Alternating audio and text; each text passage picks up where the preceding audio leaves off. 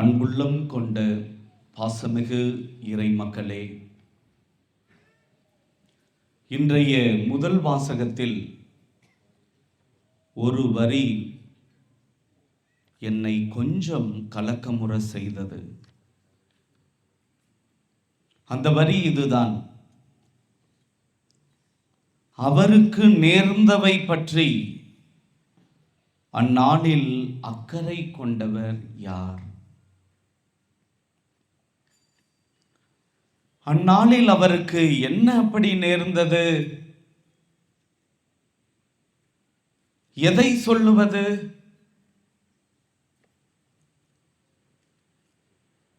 கெத்செமனி தோட்டத்தில் என்னோடு சேர்ந்து விழித்திருங்கள் என்று சொன்னார்.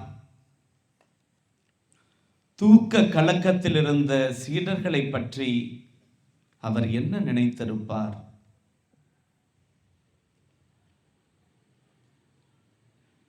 தனக்கு எதிராக வாழ போகிறவர்களே தனது மேசையை சுற்றி அமர்ந்து சாப்பிட்டுக் கொண்டிருக்கிறார்களே, ஒருவன் காட்டிக் கொடுக்க போகிறான், இன்னொருவன் மறுதலிக்க போகிறான். இருப்பினும் எல்லாருக்கும் அப்பத்துண்டை கொடுத்த அன்பை பற்றி பேசுவதா? முகம் குப்புற விழுந்து, கூடுமானால் இந்த துன்பக் கிண்ணம் என்னை விட்டு அகலட்டும், சாவுக்கு உள்ளாகும் அளவு என் மனம் துயருற்றிருக்கிறது என இரத்த வியர்வை வியர்த்தாரே கடவுளின் ஒரே குமாரன், இதை பற்றி பேசுவதா?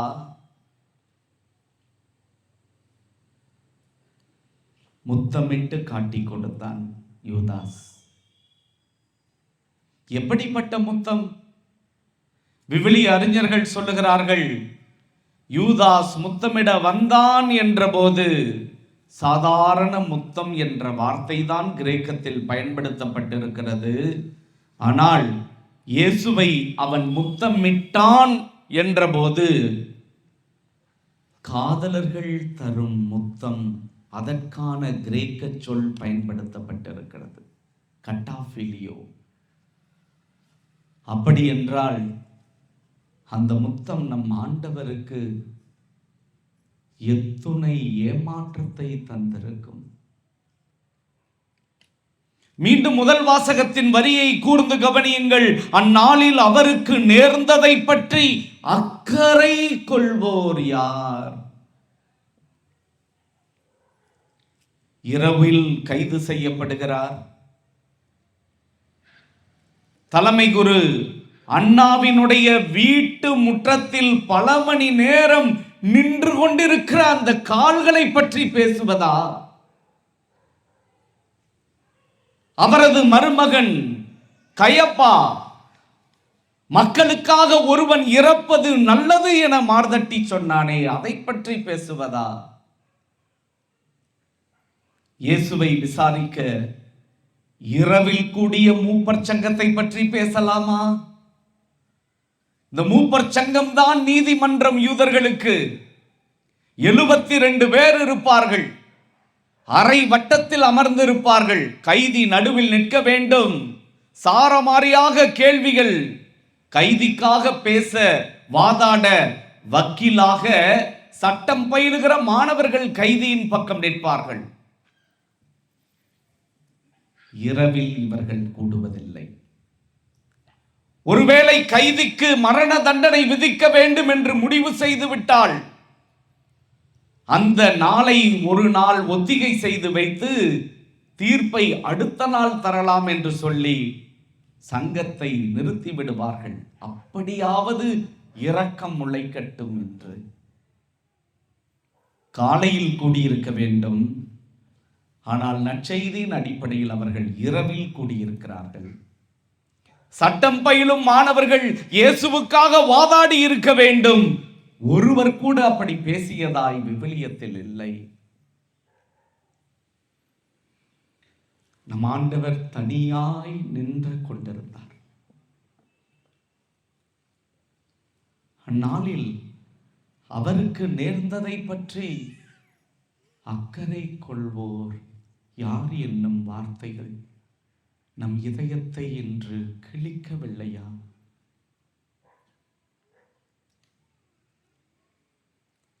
பாருங்கள், தலைமை குரு கேட்கிறார். பல சாட்சியங்கள், பொய் சாட்சியங்கள் மத்தேயு நற்செய்தியை நாம் வாசிக்க வேண்டும். இந்த திருவழிபாடு குறிப்பிலே பெரிய வெள்ளி அன்று நமக்கு யோவான் நற்செய்தி கொடுக்கப்படுகிறது. அதனால் யோவான் நற்செய்தியினுடைய நடைமுறை பகுதி, அந்த பேசேஜ் எல்லாம் நமக்கு தெளிவாக தெரிகிறது. தயவு செய்து மத்தேயுவையும் கொஞ்சம் படித்து பாருங்கள். அங்கே தலைமை குரு கேட்கிறார். பொய் சாட்சியங்களை எல்லாம் அடுக்குகிறார்கள், ஒரு சாட்சியம் கூட நிற்கவில்லை. அப்படி என்றால் எத்தனை பொய் சாட்சி மக்கள் அந்த உன்னதரை பார்த்திருப்பார்கள்? அவர்கள் நிலையெல்லாம் என்ன? இறுதியாய் 2 பொய் சாட்சிகள் இயேசுவுக்காக அவர்கள் கண்டறிந்து ஒருவன் வந்து சொல்லுகிறான், இவன் கடவுளுடைய திருக்கோவிலை இடித்துவிட்டு 3 நாளில் கட்டுவான் என சொல்லுகிறான் என்றார்கள். இயேசு அமைதியாய் நின்றார். பிறகு தலைமை குருவே கேட்கிறார், எப்பா நான் வாய் திறந்து பேசு, நீ கடவுளின் குமாரன் என்று சொன்னாயே, வாய் திறந்து பேசு, கடவுளின் பெயரால் ஆணையிட்டு இதை சொல் என சொல்லுகிறார். அப்போது இயேசு, மானிட மகன் கடவுளின் வலப்புறத்தில் இருப்பதை நீங்கள் பார்ப்பீர்கள் என்றவுடன் தலைமை குரு தன் உடையை கிழித்து கொண்டு, இன்னும் நமக்கு சான்றுகள் தேவையா என சொல். மார்க்கு நற்செய்தியிலே ஒருவன் தலைமை குருவுக்கு இப்படியா பதில் சொல்லுவாய் என நம் ஆண்டவரின் கன்னத்தில் அறைந்ததை பற்றி பேசலாமா? தலைமைச் சங்கம் இரவில் இயேசுவை என்ன செய்தது தெரியுமா? மத்தேயு நற்செய்தியாளர் விவரிக்கின்றார். காரி துப்பினார்கள், அவரது முகத்தில் காரி துப்பினார்கள். சிலர் கையால் இயேசுவினுடைய உடலை குத்தினார்கள், சிலர் கன்னத்தில் அறைந்தார்கள். நீ இறைவாக்கினன் என்றால் யார் உனது கன்னத்தில் அறைந்தது என சொல் என சொன்னார்கள். எத்துணை வேதனை நம் ஆண்டவருக்கு! பொழுது விடிந்ததும் பிலாத்துவின் முன் ஆண்டவர் இயேசு நின்று கொண்டிருக்கிறார். அந்த பிலாத்து எவ்வளவோ கஷ்டப்பட்டு அவரை காப்பாற்ற வழி தேடினான். இவர்களுக்கு இரக்கம் முளைக்கட்டும் என்பதற்காக உள்ளே இழுத்துச் சென்று இயேசுவை நைய புடைத்து அடித்து இரத்த கலரியாய் அவர் தலையிலே முள்முடி அணிவித்து அழைத்து வந்து இதோ மனிதன் என்று சொல்லி பார்க்கிறார். பிலாத்துவின் அக்கறையை பற்றி பேசுவதா? இவனிடத்தில் நான் ஒரு குற்றமும் காணவில்லை என கை கழுவி கொண்டானே. பாரமான சிலுவை, அந்த சிலுவையின் பாரம் எவ்வளவு என என்றாவது நாம் யோசித்து பார்க்கிறோமா? அது என்ன பாரம்? அதை பற்றி கொஞ்சம் பேசலாமா? இந்த நாளில் அந்நாளில் அவருக்கு நேர்ந்ததை பற்றி அக்கறை கொண்ட இதயங்களாக எதை பேசுவது? கசப்பு காடி கொடுத்ததை பேசுவதா? தாகமாய் இருக்கிறது என சொன்னாரே, அது என்ன தாகம் ஆண்டவரே என அழுது கேட்டு பார்ப்பதா? எதை பற்றி பேசுவது? அந்நாளில் அவருக்கு நேர்ந்ததை குறித்து அக்கறை கொள்வோர் யார்? பாருங்கள், எசையா புத்தகம் 53 நாம் வாசிக்கிறோம்.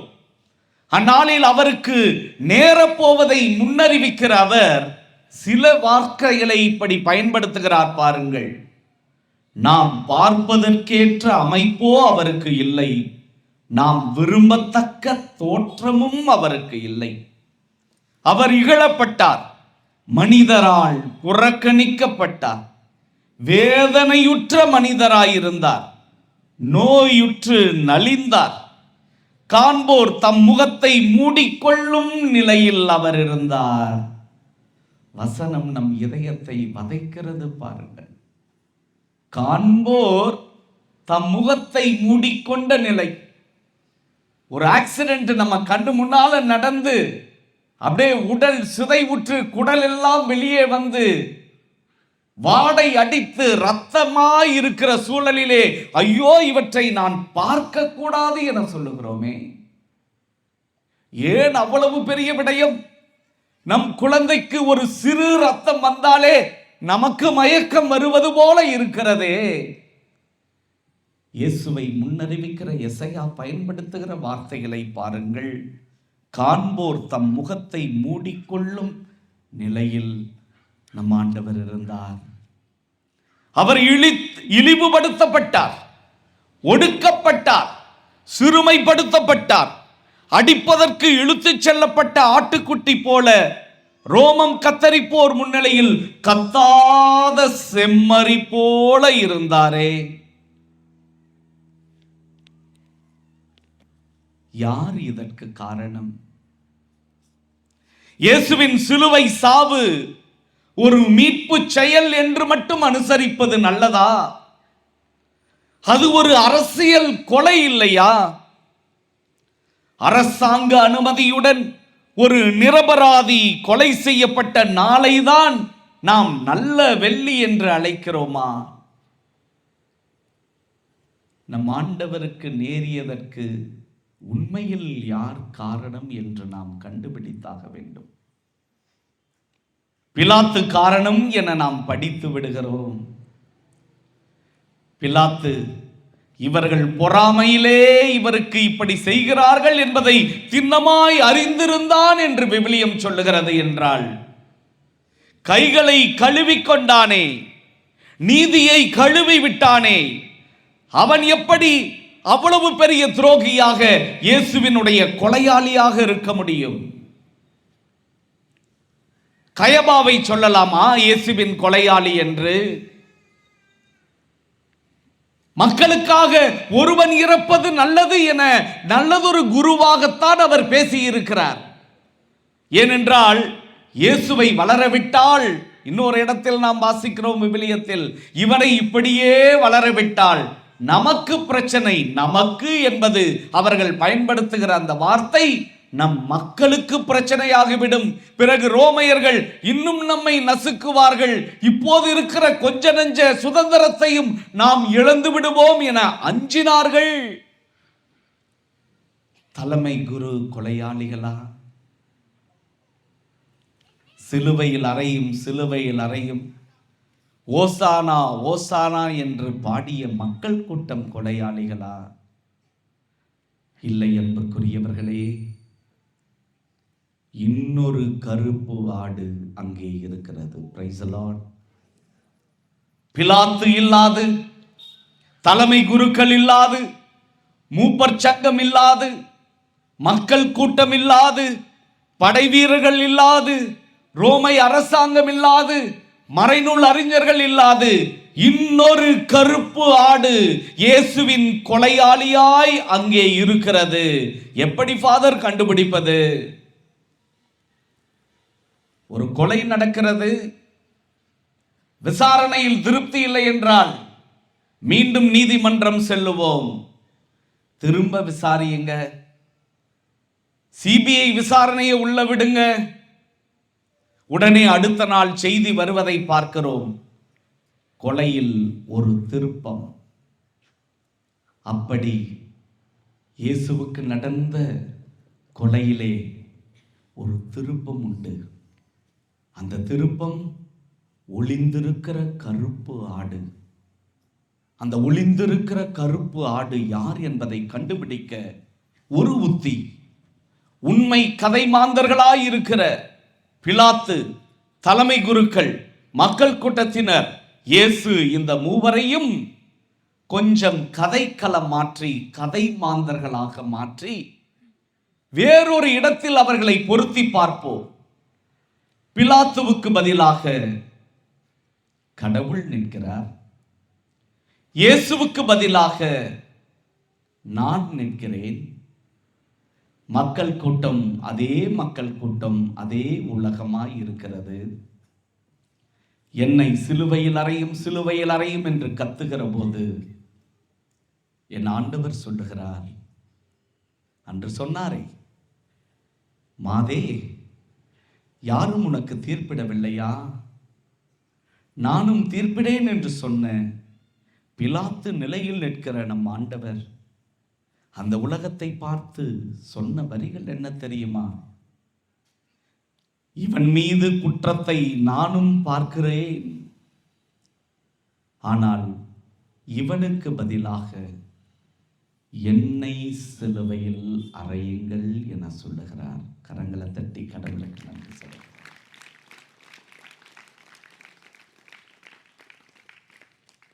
கருப்பு ஆடு வேறு யாரும் அல்ல, நாம் தான். நமது பாவங்கள் தான் அவரை இந்த அளவுக்கு இன்று அழைத்து வர செய்திருக்கிறது. பார்ப்பதற்கேற்ற அமைப்பு அவருக்கு இல்லை என் பாவத்தால். விரும்பத்தக்க தோற்றம் அவருக்கு இல்லை எனது பாவத்தால். வேதனையுற்ற மனிதராய் அவர் நின்றார் எனது பாவத்தால்.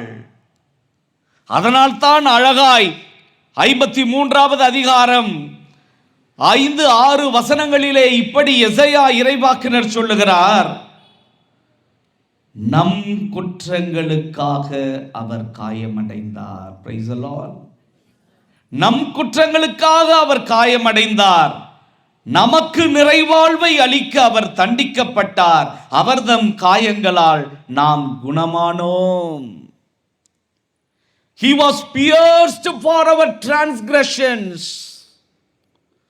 நம் குற்றங்களுக்காக காயமடைந்த ஆயன் அவர். He was crushed for our iniquities. நமது தீய செயல்களுக்காக நொறுக்கப்பட்ட இயேசுவை இன்று நாம் பார்த்தே ஆக வேண்டும். பேதுரு எழுதிய முதல் திருமுகம் 2வது அதிகாரம் 24 இப்படி ஒரு வரியை அவர் பயன்படுத்துகிறார். சிலுவையின் மீது தம் உடலில் நமது பாவங்களை அவரே சுமந்தார். சிலுவையின் மீது தமது உடலில், பாருங்க, உடலில் நமது பாவங்களை அவரே சுமந்தார். இப்ப சிபிஐ விசாரணை முடிந்து பிலாத்துவின் அரண்மனையில் பிலாத்து இல்லை, மறைநூல் அறிஞர்கள் இல்லை, மக்கள் கூட்டம் இல்லை, 2 பேர்தான் நிற்கிறார்கள். ஒன்று, பாவத்தால் வழி தவறி போன ஆடாகிய நான், பாசத்தால் எனக்காக தன் வாழ்வை தந்த இயேசு கிறிஸ்து. காட்சி முடிகிறது. இதுதான் நிறைவான காட்சி, இதுதான் உண்மையான காட்சி. இந்த காட்சியை வைத்துதான் இன்று நடந்தேறப்பட்ட அத்தனை நிகழ்வுகளையும் நாம் பார்க்க வேண்டும் என்றால், என் ஆண்டவரை என் பாவம் கொலை செய்திருக்கிறது. என் பாவங்கள், நான் விரும்பி தேடிய பாவங்கள், நான் விரும்பி செய்த பாவங்கள் என்று என் ஆண்டவரை கொலைக்களத்திற்கு தள்ளி இருக்கிறது. பாருங்கள், எசையா இறைவாக்கினர் இன்றைய முதல் வாசகத்தில் இன்னொரு வரியையும் இப்படி பயன்படுத்துகிறார். பாருங்கள், எசையா புத்தகம் 53வது அதிகாரம் 6வது வசனம், ஆடுகளைப் போல நாம் வழி தவறி அலைந்தோம், நாம் எல்லாருமே நமது வழியில் நடந்தோம். பாருங்க, எல்லாம் ஒன்னா வருது. பாருங்க, அந்த காலத்துல இஸ்ராயேல் மக்கள் பாவம் போக்குவதற்கென்று ஒரு நாளை வைத்தார்கள். அந்த நாளுக்கு அவர்கள் வைத்த பெயர் யோம் கிப்பூர், டே ஆஃப் அட்டோன்மெண்ட் என சொல்லுவார்கள். பாவ நிவாரண நாள். அந்த நாளில் அவர்கள் என்ன செய்வார்கள்?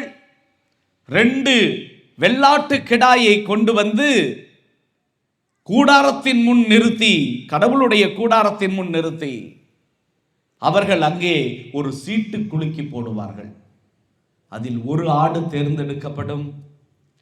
தலைமை குருவாகிய ஆரோன் தனது 2 கரங்களையும் அந்த ஆட்டின் மீது வைத்து இஸ்ராயல் மக்கள் அனைவருடைய பாவங்கள், குற்றங்கள், தவறுகள், பாருங்க 3ம், இதற்கான விளக்கம் எனக்கு புரியல, படிச்சா இன்னும் அருமையா இருக்கும்.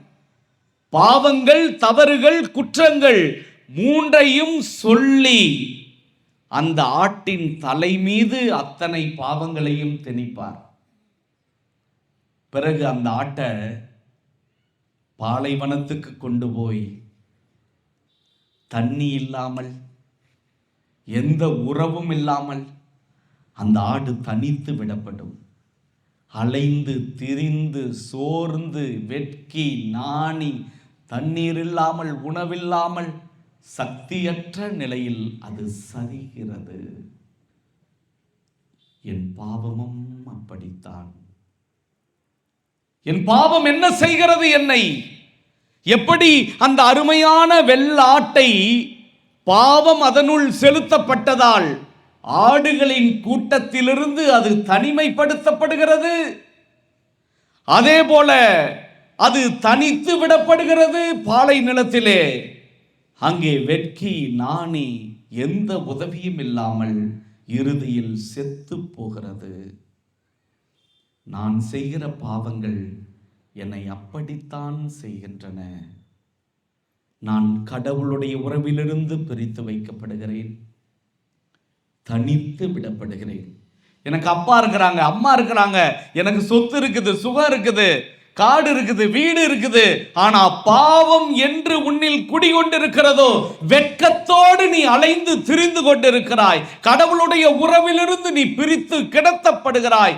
அது உன்னை ஒரு நாள் சாவுக்கு கையளிக்கும். எப்படிப்பட்ட சாவு என்றால், அந்த திரும்பி வர முடியாத ஆட்டை போல உன்னை சாவுக்கு கையளிக்கும். ஆனால் யோவான் நற்செய்தி 10ஆம் அதிகாரத்திலே நம் ஆண்டவர் 11வது வசனத்தில் சொல்லுகிறார், நல்ல ஆயன் நானே. நல்ல ஆயன் தன் ஆடுகளுக்காக உயிரை கொடுப்பார். 18வது வசனத்தை நீங்கள் படித்து பாருங்கள். யாரும் எனது உயிரை எடுக்க முடியாது என இயேசு சொல்லுகிறார். நானாக தந்தால் அன்றி யாரும் என் உயிரை எடுக்க முடியாது. ஆனால் இன்று என் பாவம் அவரது உயிரை எடுத்திருக்கிறது. காரணம், என் மீது அவர் கொண்ட அன்பு, நம் மீது அவர் கொண்ட பாசம். அதனால் தான் சொன்னேன், காட்சியை மாற்றிவிடுங்கள். பிலாத்து நமக்கு வேண்டாம், மத குருக்கள் நமக்கு வேண்டாம், பிலாத்துவின் அரண்மனை நமது செட்டிங் அல்ல. 2 பேர் தான். ஒருவர் பாவத்தால் வழி தவறி போன ஆடாகிய நான், பாசத்தால் தன் உயிரை கொடுத்த என் ஆண்டவர் இயேசு கிறிஸ்து. இந்த இருவரும் சந்தித்துக் கொள்ளும் நாள்தான் குட் ஃப்ரைடே. இதுதான் புனித வெள்ளி, இதுதான் நல்ல வெள்ளி. நல்ல ஆயன் ஆடுகளின் பெயரை சொல்லி அழைப்பவன். நல்ல ஆயன் இரவிலே கதவாக படுத்துக் கொள்பவன். நல்ல ஆயன் ஓநாய்களை கண்டு ஓடிவிட மாட்டான். நல்ல ஆயன் தன் ஆடுகளுக்காக உயிரையே கொடுக்கிறான் என்றால், ஆணிகளால் நம் ஆண்டவர் தொங்கவில்லை. ஒரு பக்கம் என் பாவம், இன்னொரு பக்கம் அவரது அன்பு சிலுவையில் நமக்காக தொங்கினார் நம் ஆண்டவர் இயேசு கிறிஸ்து. கொலோசியருக்கு எழுதிய திருமுகத்திலே பவுலடியார் 2வது அதிகாரம் 14வது வசனத்திலிருந்து இவ்வாறு சொல்லுகிறார், நமக்கு எதிரான ஒப்பந்த விதிகள் பல கொண்ட கடன் பத்திரத்தை அவர் முறித்து விட்டார். Praise the Lord. இந்த செட்டிங் சாதாரண செட்டிங் இல்லைங்க. இங்க இருக்கிற இன்னொரு பெரிய கருப்பு ஆடு இருக்கிறது. நாம் எல்லாம் வெள்ளாடாக படைக்கப்பட்டோம். நம்மில் கருப்பு சாயம் நுழைந்தது ஏதோன் தோட்டத்திலே. ஏதோன் தோட்டத்தில் சாத்தான் வெற்றி பெற்றான். ஆடுகளை கவர்ந்து கொண்டான். தனது ஊனியல்பான கருப்பு சாயத்தை அதில் பூசிவிட்டான். இதோ நம் ஆண்டவர் இரத்தத்தால் அந்த ஊனியல்பு சாயங்களை எல்லாம் இன்று அகற்றுகிறார். மீண்டும் நான் புதிய வெள்ளாடாக மீண்டும் என்னால் திரும்ப முடிகிறது. அவரது இரத்தத்தால், இறப்பினால் மீண்டும் நான் கூட்டமைப்புக்குள் வருகிறேன். மீண்டும் என்னுடைய உறவு சரிப்படுத்தப்படுகிறது. என் வெட்கம் வெளியேறுகிறது. என் பாவங்கள் அற்று போகின்றன. உயிர் பிழைத்தவனானேன்.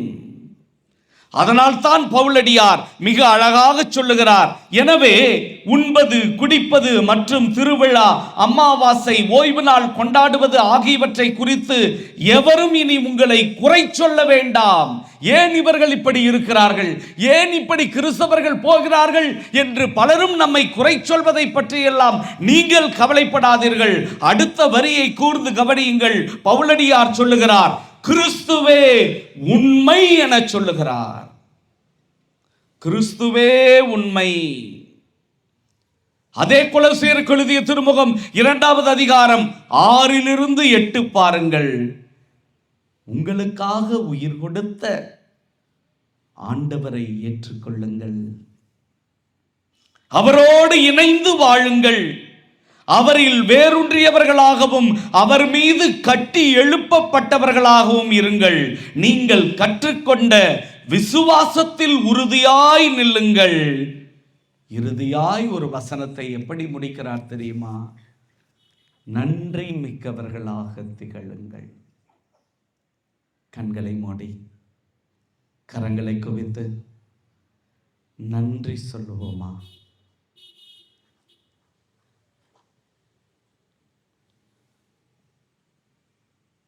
அணையாத தீபம் உன் திரு இதயம் ஏற்றிட வந்தேன் என் சிறு அகலை. அணையாத தீபம் உன் திரு இதயம் ஏற்றிட வந்தேன் என் சிறு அகலை. உலகின் ஒளியாய் இருப்பவனே, உன் கோவில் நானாக மாற்றிடுவாய், ஏற்றிடுவாய், மாற்றிடுவாய். இறைஞ்சுகிறேன், இறங்கிடுவாய். எனக்காக நீ தந்த வாழ்வை ஏந்தி உனக்காக நான் தந்தேன் இறைவா. நன்றி சொல்லுகிறோம் ஆண்டவரே. உன் சாவு எனக்கானது என்பதை இன்று நான் அறிய செய்தருளும். என் இதயத்திற்கு நான் சொல்லுவேன், நெஞ்சே, இயேசுவின் மரணம் உனக்கானது. இந்த உலகம் உன்னை பிரித்து வைத்தது. இயேசுவின் முன் சாத்தான் கடன் பத்திரத்தை நீட்டினான். இவனுடைய இயல்பு உனக்கு தெரியாதா? இவனது பாவம் உனக்கு புரியாதா? இவன் கடவுளிடமிருந்து பிரித்து வைக்கப்படுகிறவன், நரகத்திற்கு அனுப்பப்பட வேண்டியவன், வெட்கப்பட வேண்டியவன், சாவுக்கு கையளிக்கப்பட வேண்டியவன் என்கிற கடன் பத்திரத்தை இயேசு முன் நீட்டுகிற போது, ஆண்டவரே, உனது இரத்தத்தால் என்னை அணைத்துக் கொண்டீரப்பா. நல்ல ஆயனாய் வெட்கத்திற்குரிய ஆடாகிய என்னை அரவணைத்துக் கொண்டீரப்பா. இயேசுவே, இந்த நாளில் நான் உனக்கு நன்றி செலுத்துகிறேன் அப்பா. உன்னால் தானே நான் அமர்ந்திருக்கிறேன். எவ்வளவு பெரிய பாவியாகிய நான் உன்னால் தானே உயிர் வாழ்ந்து கொண்டிருக்கிறேன். நன்றி இயேசுவே. இனி நான் செய்ய வேண்டியதெல்லாம் உன்னை விட்டு விலகாத வாழ்வு.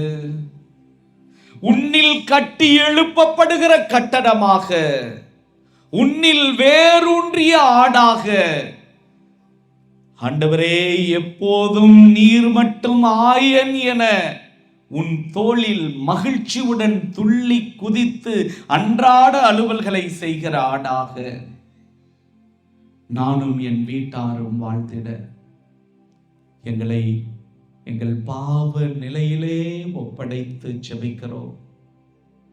உமது சிலுவையில், உமது உடலில் எங்கள் பாவங்கள் இன்று அறையப்பட்டிருக்கின்றன என்கிற பெரும் ஆறுதலால் ஆண்டவரே உம்மை இரக்கத்துடன் உற்று பார்க்கிறோம். எங்கள் பேரில் தயவாயிரம் சுவாமி, எங்கள் பேரில் தயவாயிரம். ஆமீன்.